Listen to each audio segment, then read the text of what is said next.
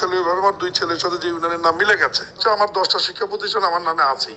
আপনাকে নিয়ে তো সামাজিক যোগাযোগ মাধ্যমে মেইন স্ট্রিমের তুলনায় সামাজিক যোগাযোগ মাধ্যমে নানা রকমের আসলে তথ্য ছড়িয়ে পড়ছে। তারপর ওই দুটো আমি আবার সংশোধন করতেছি। দুটো বক্তব্য হচ্ছে, ইদানিং শিক্ষা প্রতিষ্ঠানের কথা হচ্ছে আমার 10টা শিক্ষা প্রতিষ্ঠান আমার নামে আছেই, যেগুলো 1997 থেকে 1923 সালের মধ্যে প্রতিষ্ঠিত। হ্যাঁ, এর বাইরে আমার নামে যাতে নতুন কেউ শিক্ষা প্রতিষ্ঠান না করে মর্মে আমি অলরেডি ডিও লেটার সচিবকে 1 তারিখে দিয়েছি, 1 জুন। হ্যাঁ, জি জি আর আমি গতকাল অলরেডি ডিসি সাহেবকে চিঠি দিয়ে বলেছি যে কাকতালীয় ভাবে আমার দুই ছেলের সাথে যে ইউনিয়নের নাম মিলে গেছে, যেহেতু এটা সমালোচনা হচ্ছে, বিধি মোতাবেক ওই দুটি নাম পরিবর্তন করে নতুন নামকরণের জন্য আমি অলরেডি ওনাকে ডিও দিয়েছি গতকাল। জি বরাদ্দ নিয়েও একটা খবর ছড়িয়েছে, এটা নিয়ে আপনার কোনো ব্যাখ্যা থাকবে? বরাদ্দর ব্যাপারে তো বরাদ্দ হচ্ছে ওই তথ্য সঠিক না।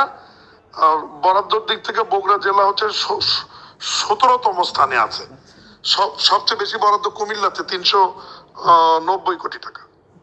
জি জি বগুড়া জেলা হচ্ছে 17তম। জি জি মানে আমি চাচ্ছি যে এগুলো নিয়ে আর সমালোচনা না, না, sure, sure. ভাই মিলে গেছে, নাম যা হয় হোক, নাম দিয়ে আমি কি করবো?